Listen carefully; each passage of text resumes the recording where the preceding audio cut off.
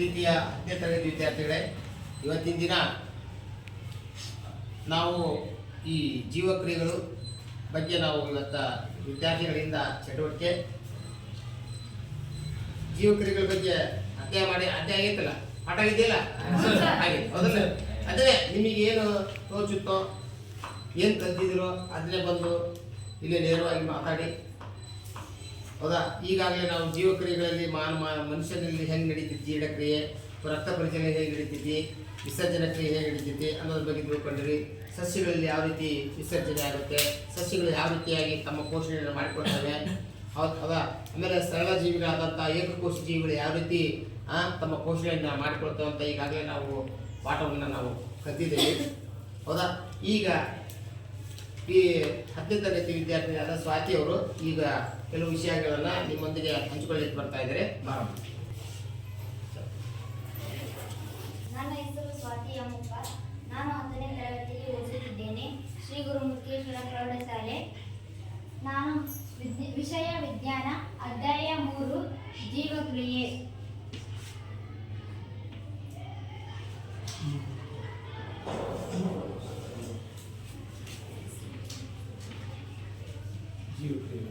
ಜೀವಕ್ರಿಯೆಗಳು. ನಾನು ಮೊದಲನೇದಾಗಿ ಜೀವಕ್ರಿಯೆಗಳು ಎಂದ್ರೇನು ಅಂತ ಹೇಳಿಕೊಳ್ಳುತ್ತೇನೆ. ಜೀವಕ್ರಿಯೆ ಅಂದರೆ ನಮ್ಮ ದೇಹದಲ್ಲಿ ನಡೆಯುವಂತಹ ಕ್ರಿಯೆಗಳನ್ನು ಜೀವಕ್ರಿಯೆ ಎನ್ನುತ್ತಾರೆ. ಜೀವಕ್ರಿಯೆ, ವಿಸರ್ಜನೆ ಕ್ರಿಯೆ, ಉಸಿರಾಟ ಕ್ರಿಯೆ ಇವೆಲ್ಲ ನಮ್ಮ ದೇಹದಲ್ಲಿ ನಡೆಯುತ್ತವೆ. ಈಗ ಹೃದಯ ಏನು ಕೆಲಸ ಮಾಡುತ್ತೆ ಅಂತ ಹೇಳ್ಕೊಡ್ತೇವೆ. ಹೃದಯ ರಕ್ತವನ್ನು ಪಂಪ್ ಮಾಡುತ್ತದೆ. ರಕ್ತದಲ್ಲಿ 4 ವಿಧಗಳು: ಪ್ಲಾಸ್ಮಾ, ಬಿಳಿ ರಕ್ತ ಕಣ, ಕೆಂಪು ರಕ್ತ ಕಣ, ಈ ತರ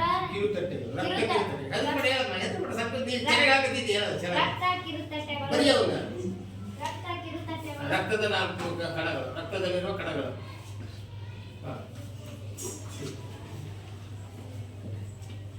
ರಕ್ತದಲ್ಲಿ 4 ವಿಧ, 4 ಕಣಗಳು. ಬರಿ 4 ಯಾವ್ಯಾವ? ಒಂದನೇದಾಗಿ ಪ್ಲಾಸ್ಮಾ, ನಂಬರ್ 1 ಹಾಕಿ. ಪ್ಲಾಸ್ಮಾ, ಪ್ಲಾಸ್ಮಾ,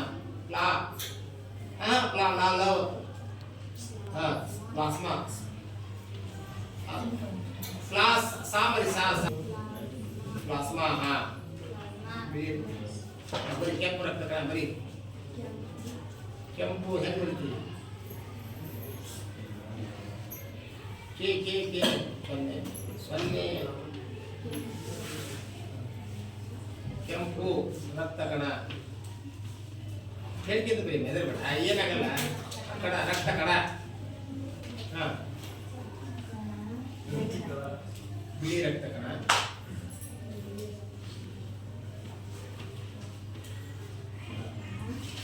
ರಕ್ತ ಕಿರುತಟ್ಟೆಗಳು. 4ನೇದು ಯಾವುದು? ಕಿರುತಟ್ಟೆಗಳು ಅಥವಾ ರಕ್ತ ಕಿರುತಟ್ಟೆಗಳು. ರಕ್ತ ಕಿರುತಟ್ಟೆ.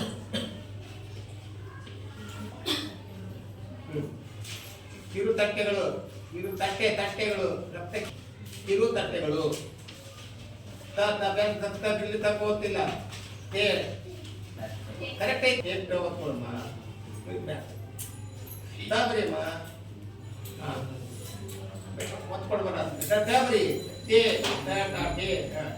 ತಟ್ಟೆ ಒತ್ಕೊಳು. ಇವು ರಕ್ತದ 4 ಕಣಗಳು. ಈ ಪ್ಲಾಸ್ಮಾ ಏನ್ ಮಾಡುತ್ತೆ? ಇದು ರಕ್ತ ಹೆಪ್ಪುಗಟ್ಟಲಿಕ್ಕೆ ಸಹಾಯ ಮಾಡುತ್ತೆ. ಅದರಲ್ಲಿ ಪ್ರೋಟೀನ್ಗಳು ಇರ್ತವೆ. ಯಾವುವು? ಫೈಬ್ರಿನೋಜನ್ ಮತ್ತು ಪ್ರೋಥಾನಿನ್.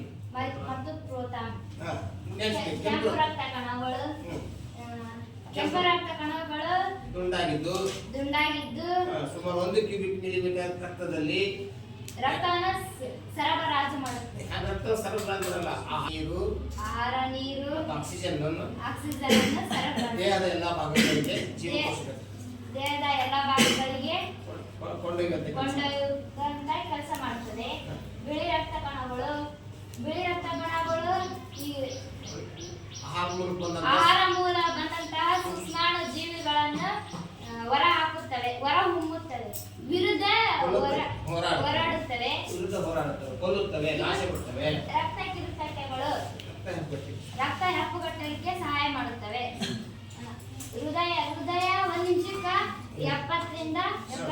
ಸಾರಿ ಬಡಿತೇನೆ. 72 ಹೃದಯ 72 ಸಾರಿ ಬಡಿತೇನೆ. ಇದನ್ನ ಏನಂತ ಹೇಳ್ತೀರಾ?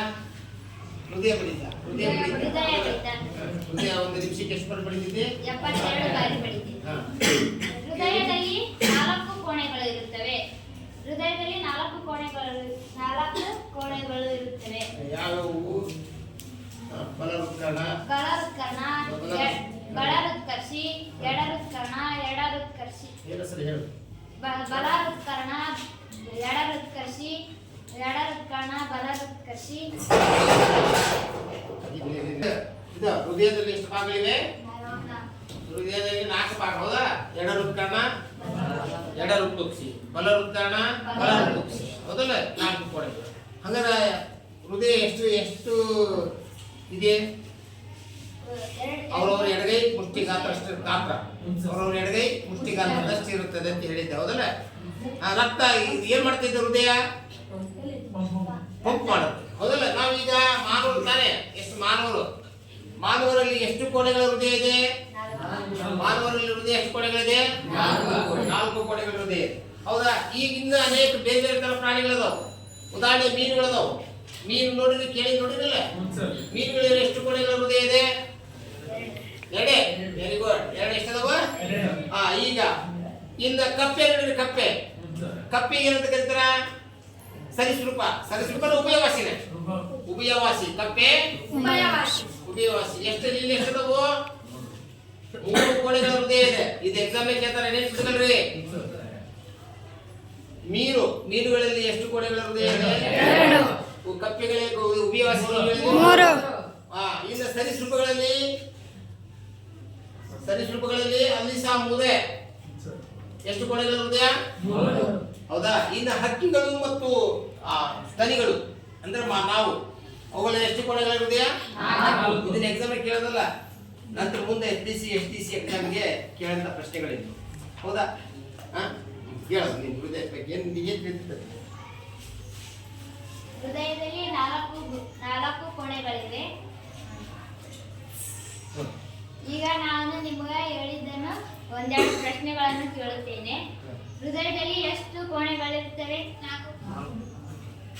ಹೇಳು. 4 ಯಾವು? ಹೇಳೋದು ಯಾರು? ಎಡಹೃತ್ಕರ್ಣ, ಎಡಹೃತ್ಕರ್ಷಿ, ಬಲಹೃತ್ಕರ್ಣ, ಬಲಹೃತ್ಕರ್ಷಿ, ಹೃತ್ಕುಕ್ಷಿ. ಹೃತ್ಕುಕ್ಷಿ ಅಲ್ಲ, ಎಡಹೃತ್ಕುಕ್ಷಿ, ಬಲಹೃತ್ಕುಕ್ಷಿ, ಕುಕ್ಷಿ, ಹೃತ್ಕುಕ್ಷಿ, ಇವು 4 ಅದ, ಹೌದಲ್ಲ? ಈಗ ಹೃದಯದ ಕೆಲಸ ಏನಂತ ಕೇಳಿದ್ರ? ಹೃದಯದ ಕಾರ್ಯವೇನು? ಹೃದಯದ ಕಾರ್ಯವೇನು? ಏನ್ ಮಾಡುತ್ತೆ? ಪಂಪ್ ಅಂದ್ರೆ ಒತ್ತುತ್ತೆ, ದೇಹದ ಎಲ್ಲಾ ಭಾಗಕ್ಕೆ ಏನ್ ಮಾಡುತ್ತೆ? ಸರಬರಾಜು ಮಾಡುತ್ತೆ, ಮತ್ತೆ ದೇಹದ ಎಲ್ಲಾ ಭಾಗದಿಂದ ರಕ್ತವನ್ನ ತರ್ತದೆ. ಈಗ ಹೃದಯದೊಳಗ ಶುದ್ಧ ರಕ್ತ ಮತ್ತು ಅಶುದ್ಧ ರಕ್ತ 2 ಬಂದು ಸೇರ್ತದೆ, ಹೌದಾ? ದೇಹದಿಂದ ಅಶುದ್ಧ ರಕ್ತವನ್ನು ತರುವ ನಾಳಗಳು ಯಾವುವು ಅಂತ ಕೇಳ್ತಾರೆ ಪ್ರಶ್ನೆ. ಯಾವುದು? ದೇಹದಿಂದ ಅಶುದ್ಧ ರಕ್ತವನ್ನು ತರುವ ನಾಳಗಳು ಅಭಿಧಮನಿಗಳು. ಹೇಳಿದಿಲ್ಲ? ಅಶುದ್ಧ ರಕ್ತವನ್ನು ಕೊಂಡೊಯ್ಯುವ ನಾಳಗಳು ಅಭಿಧಮನಿಗಳು. ಹೇಳಿದಿಲ್ಲ? ಈಗ ಸೂಕ್ಷ್ಮ ರಕ್ತನಾಳಗಳನ್ನು ಏನಂತ ಕರೀತಾರ? ಲೋಮನಾಳಗಳು, ಹೌದಲ್ಲ? ರಕ್ತದ ಒತ್ತಡ ಅಂದ್ರೆ ಯಾರಿಗಾರ ಗೊತ್ತಿದೆಯಾ? ರಕ್ತದ ಒತ್ತಡ ಹಾರ್ಟ್ ಅಟ್ಯಾಕ್. ನಾನು ಹೇಳಿದ್ದು ಹೃದಯ ರಕ್ತದ ಒತ್ತಡ. ಸರಿ, ಯಾರು ಮಸ್ತ್ ವಿಷಯ ಹೇಳಿ ಮತ್ತೆ ಕಣ್ಣಿಗೆ ಕೇಳೋ ಬಗ್ಗೆ ಇಲ್ಲಿ ಹೆದರಂತ ಅವಶ್ಯಕತೆ ಇಲ್ಲ, ಸಂಕೋಚ ಬೇಡ. ನಿಮಗೆ ಏನು ಅನ್ಕೊಂಡು ತೋಚಿರ್ತದೋ ಅದನ್ನ ಬಂದು ಹೇಳಿ. ಫಸ್ಟ್ ನಿಮಗೆ ಒಂದಿಷ್ಟು ಓದಿದ್ದನ್ನ ಹೇಳ್ರಿ. ನಿಮಗೆ ಇಲ್ಲಿ ಏನಂತಂದ್ರೆ ಧೈರ್ಯ ಬರುತ್ತೆ. ಅಂತಾರೆ ಹೆಂಗಂದ್ರೆ ಇದು ನೀವು ಇಲ್ಲಿ 5 ನಿಮಿಷ ಮಾತಾಡಿದ್ದಂದ್ರೆ ನಾಳೆ ಮುಂದೆ ಕಾಲೇಜ್ನಾಗ 10-20 ನಿಮಿಷ ಮಾತಾಡ್ತಾರೆ. ಹಾಗೆ ನೀವು ಬೆಳೀತಾ ಒಟ್ಟು ಒಳ್ಳೆ ಒಂದು ಮಾತುಗಾರಿಕೆ ನಿಮ್ಗೆ ಬರುತ್ತೆ. ಹೆದರ್ಬಾರ್ದು. ಇಲ್ಲಿ ಯಾರು? ನಾವು ನಿಮ್ಮನ್ನು ಬಿಟ್ರೆ ಯಾರಾದ್ರಿ? ಯಾರಿರ್ತಾರೆ? ಹೌದಾ? ಸ್ವಾತಿ, ಗುಡ್, ಅಡ್ಡಿ ಇಲ್ಲ. ನೆಕ್ಸ್ಟ್ ಬಂದಾಗ ಚೆನ್ನಾಗಿ ಮಾಡು. Okay, thank you. ಹೋಗ್ಮ. ಬಾ, ಪಂಚಾಕ್ಷರಿ ಬಾ. ಹೋಗ್ತಾ ಇಲ್ಲ ಅದು.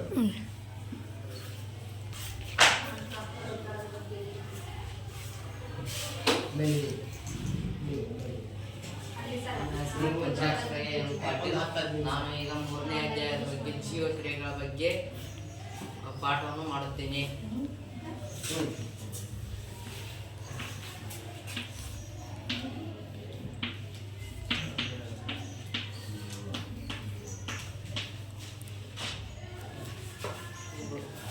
ಪೋಷಣೆ ಎಂದರೇನು? ಪೋಷಣೆ ಎಂದರೆ ಆಹಾರವನ್ನು ಜೀರ್ಣಿಸಿ ದೇಹಗತ ಅಥವಾ ರಕ್ತಗತವಾಗಿ ಮಾಡಿಕೊಳ್ಳುವುದಕ್ಕೆ ಪೋಷಣೆ ಎನ್ನುವರು.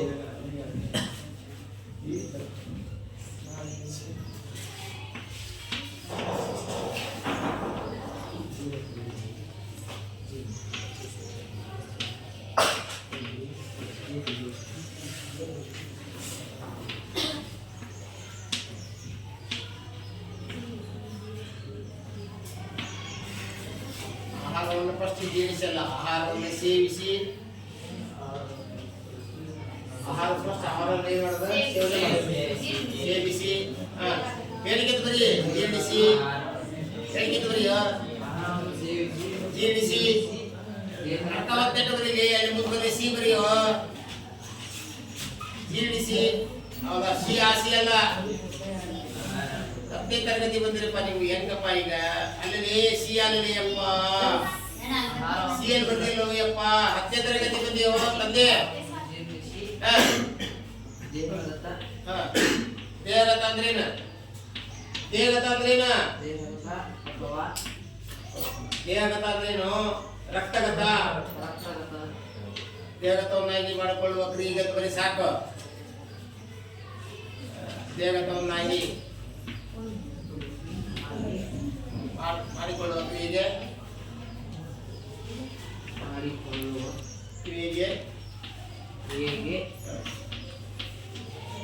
ಬಿಡು, ಅದೇ ಪೋಷಣೆ ಎನ್ನುತ್ತಾರೆ. ಸಾಕು ಮತ್ತೆ ಪೋಷಣೆ. ಈಗ ಎನ್ನುತ್ತಾರೆ. ಈಗ ನಾನು ಹೇಳ್ದ ಪೋಷಣೆ ಎಲ್ಲಾ ಜೀವಿಗಳಲ್ಲಿ ಒಂದೇ ರೀತಿಯಾಗಿದೆಯಾ? ಇಲ್ಲ. ಹೇಳದ ಪೋಷಣೆ ಎಲ್ಲಾ ಜೀವಿಗಳಲ್ಲಿ ಒಂದೇ ರೀತಿಯಾಗಿಲ್ಲ. ಸ್ವಪೋಷಕಗಳು ಎಂದರೇನು ಮತ್ತು ಪರಪೋಷಕಗಳು ಎಂದರೇನು ಹೇಳೋಣ.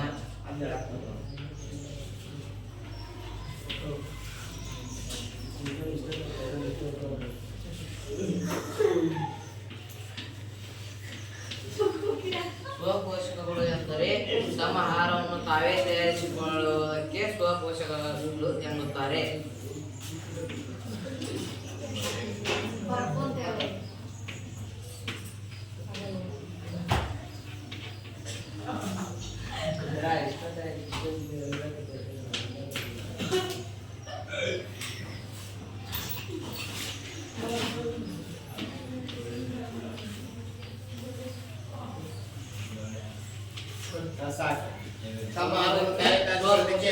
ಉದಾಹರಣೆ ಸ್ವಪೋಷಕಿಗೆ ಉದಾಹರಣೆಗಳು ಸಸ್ಯಗಳು. ಸಸ್ಯಗಳು ಮಾತ್ರ. ಸಸ್ಯಗಳು ಸಸ್ಯಗಳು ಸಸ್ಯಗಳು ಈಗ ಎಷ್ಟು ಪರಪೋಷಕರು? ನೆಕ್ಸ್ಟ್ ಪರಪೋಷಕಗಳು.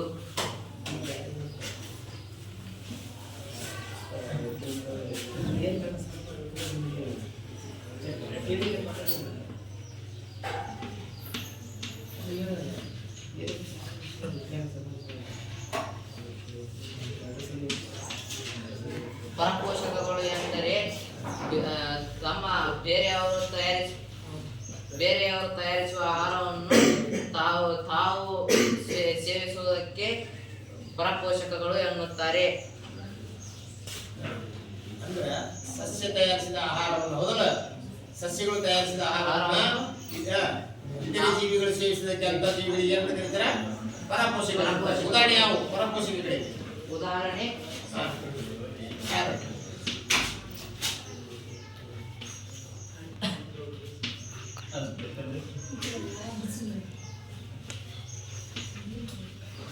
ಆಕಳು ಮತ್ತು ಹುಲಿ. ಆಕಳು ಹುಲ್ಲು ಮೇಯ್ದು ಹೋಗುವಾಗ ಹುಲಿ ಬಂದು ಆಕಳನ್ನು ತಿನ್ನುತ್ತದೆ. ಇದು ಆಹಾರ ಸರಪಳಿ. ಆಕಳು ಸಸ್ಯಾಹಾರಿ, ಹುಲಿ ಸರಿ. ಓಕೆ. ಏನ್ ತಿಳಿತಿದ್ಯ ಹೇಳ? ಎದುರುಗಡೆ ಹೇಳ. ಸಾಕ? ಸರಿ.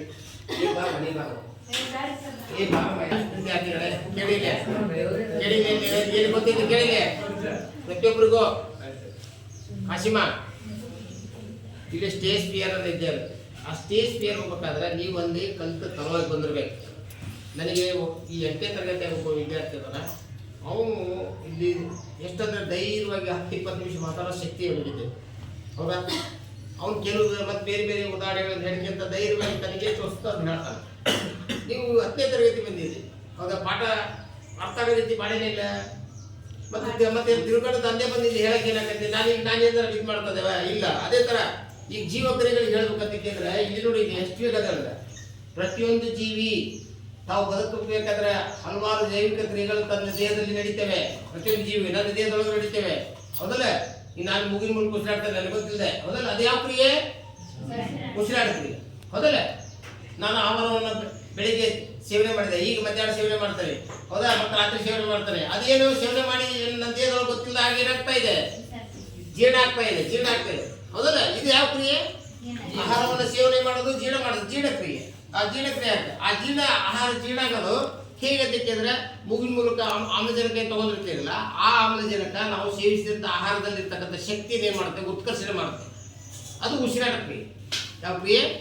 ಉಸಿರಾಟ ಕ್ರಿಯೆ.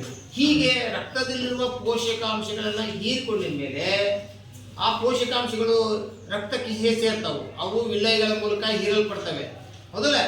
ಅವಾಗ ರಕ್ತಕ್ಕೆ ಸೇರ್ತಾವೆ. ರಕ್ತ ಏನ್ ಮಾಡುತ್ತೆ? ಅದನ್ನು ತಗೊಂಡು ಆಕ್ಸಿಜನ್ ಅನ್ನು ತಗೊಂಡು ಆಹಾರದ ಪೋಷಕಾಂಶಗಳನ್ನ ತಗೊಂಡು ನೀರು ತಗೊಂಡು ಏನ್ ಮಾಡುತ್ತೆ? ದೇಹದ ಎಲ್ಲ ಕೋಶಗಳಿಗೆ ಸರಬರಾಜು ಮಾಡುತ್ತೆ. ಇದು ರಕ್ತ ಪರಿಚಲನೆ, ಹೌದಲ್ಲ? ಇದಾದ್ಮೇಲೆ ದೇಹದಲ್ಲಿ ಜೀವಕೋಶಗಳು ತಮ್ಮ ಚಯಾಪಚಯ ಮತ್ತು ವಿಸರಣ ಕ್ರಿಯೆಯಿಂದ ಆ ಆಹಾರವನ್ನು ಸೇವನೆ ಮಾಡಿದ ಮೇಲೆ ತ್ಯಾಜ್ಯ ವಸ್ತುಗಳನ್ನು ಹೊರಹಾಕ್ತವೆ. ಆ ತ್ಯಾಜ್ಯ ವಸ್ತುಗಳನ್ನು ರಕ್ತ ಏನು ಮಾಡುತ್ತೆ? ಮತ್ತೆ ಮೂತ್ರಪಿಂಡಗಳಿಗೆ ತಂದು ಬಿಡುತ್ತೆ. ಆ ಮೂತ್ರಪಿಂಡ ಏನು ಮಾಡುತ್ತೆ? ತ್ಯಾಜ್ಯ ವಸ್ತುಗಳನ್ನು ಹೊರಹಾಕ್ತದೆ. ಈ ಕ್ರಿಯೆ ವಿಸರ್ಜನೆ ಕ್ರಿಯೆ ಇರುತ್ತೆ.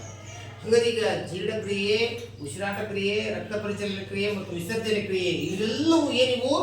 ಜೀವಕ್ರಿಯೆಗಳು, ಜೈವಿಕ ಕ್ರಿಯೆಗಳು, ಹೌದಲ್ಲ? ಇವು ಜೀವಾಳ ಕ್ರಿಯೆಗಳು ಅಂತ ಹೇಳಿದ್ದೇನು?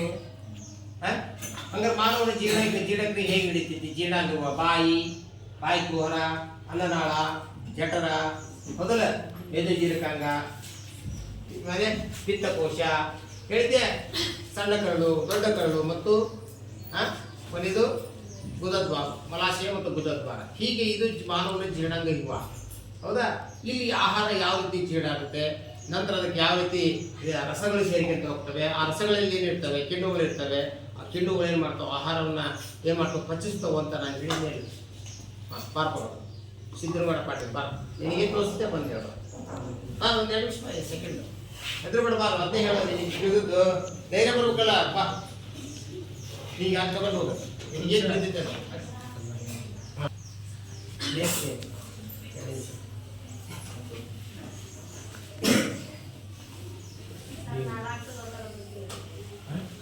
ಯಾವ್ದ್ರ ಬಗ್ಗೆ?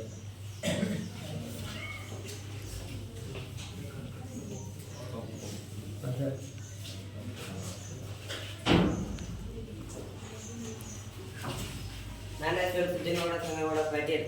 ನಾನು 10ನೇ ತರಗತಿಯಲ್ಲಿ ಓದುತ್ತಿದ್ದೇನೆ, ಶ್ರೀ ಗುರು ಮುಖೇಶ್ವರ ಪ್ರೌಢಶಾಲೆ ಕಲಿಕೇರಿ. ಈಗ ನಾನು ಜೀವನದ ಕ್ರಿಯೆಗಳು ಯಾವ್ಯಾವ ಅಂತ ಹೇಳ್ತೇನೆ. ಒಂದೇ ರಚನೆ ಕ್ರಿಯೆ,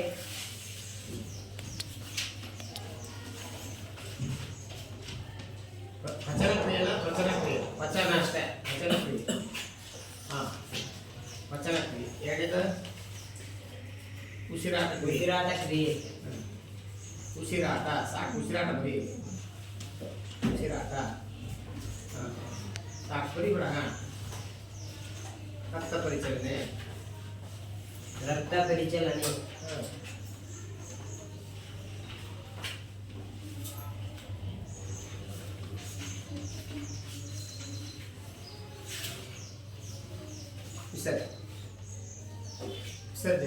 ವಿಸರ್ಜನೆ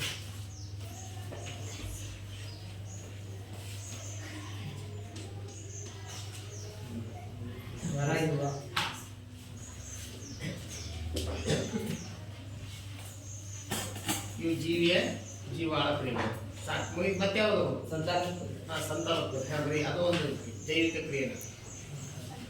ಸಂತಾನೋತ್ಪತ್ತಿ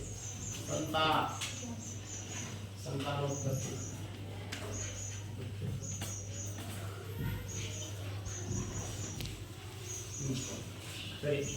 ಈಗ ಹಂಗೆ ಹೇಳಿಕೊಡ್ತೀನಿ, ಏನೇನು ತಿಳಿಸಿದ್ದಾರೆ. ಈಗ ಉಸಿರಾಟ ಎಂದರೆ ಏನು ಅಂತ ಹೇಳುತ್ತೇನೆ. ಉಸಿರಾಟ ಎಂದರೆ ಆಹಾರದಲ್ಲಿ ಅಡಗಿರುವ ಆಹಾರದಲ್ಲಿ ಅಡಗಿರುವ ಶಕ್ತಿಯನ್ನು ಉತ್ಕರ್ಷಣದ ಮೂಲಕ ಮುಕ್ತ ಮಾಡುವ ಕ್ರಿಯೆಗೆ ಉಸಿರಾಟ ಕ್ರಿಯೆ ಎನ್ನುವರು. ಈ ವಿಸರ್ಜನೆ ಎಂದರೆ ನಮ್ಮ ದೇಹದಲ್ಲಿ ಉತ್ಪತ್ತಿಯಾಗುವ ತ್ಯಾಜ್ಯ ವಸ್ತುಗಳನ್ನು ಹೊರಹಾಕುವುದನ್ನು ವಿಸರ್ಜನೆ ಕ್ರಿಯೆ ಎನ್ನುವರು. ಮತ್ತೆ ನಿನಗೆ ತಿಳಿದಿದೆ ಅಂತ ಹೇಳ.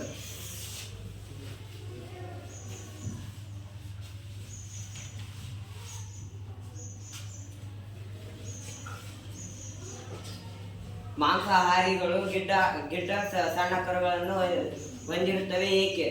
ಏಕೆಂದರೆ ಅವು ಸುಲಭವಾಗಿ ಮಾಂಸವು ಸುಲಭವಾಗಿ ಜೀರ್ಣವಾಗಲು ಸಹಾಯ ಮಾಡುತ್ತವೆ. ಅದಕ್ಕಾಗಿ ಅಷ್ಟೇ ಸಿಂಪಲ್ ಆಗಿ ಮಾಂಸವು ಸುಲಭವಾಗಿ ಜೀರ್ಣವಾಗುತ್ತದೆ. ಆದ್ರೆ ನಾವು ಸೇವಿಸುವಂತ ಆಹಾರ ಅಷ್ಟು ಸುಲಭವಾಗಿ ಜೀರ್ಣ ಆಗಲ್ಲ. ಯಾಕಂದ್ರೆ ಅದಕ್ಕೆ ಮಾಂಸದಲ್ಲಿ ಸೆಲ್ಯುಲೋಸ್ ಇರಲ್ಲ. ನಾವು ಸೇವಿಸುವಂತ ಆಹಾರದಾಗ ಏನಿದೆ, ಸೆಲ್ಯುಲೋಸ್ ಇರುತ್ತೆ. ಹಾಗಾಗಿ ನಮ್ಮ ದೊಡ್ಡ ಕರಳಿನ ಅವಶ್ಯಕತೆ ಇದೆ ನಮಗೆ. ಮಾಂಸಾಹಾರಿಗಳಿಗೆ ಗಿಡ್ಡ ಸಣ್ಣ ಕರಳಿನ ಅವಶ್ಯಕತೆ ಇದೆ. ಯಾಕಂದ್ರೆ ಬರೀ ಮಾಂಸವನ್ನು ತಿನ್ನೋದ್ರಿಂದ ಮಾಂಸವು ಸುಲಭವಾಗಿ ಜೀರ್ಣವಾಗುತ್ತದೆ. ಆದ್ದರಿಂದ ಮಾಂಸಾಹಾರಿಗಳು ಗಿಡ್ಡ ಸಣ್ಣ ಕರಳನ್ನು ಹೊಂದಿವೆ. ಅರ್ಥಾಯ್ತಾ?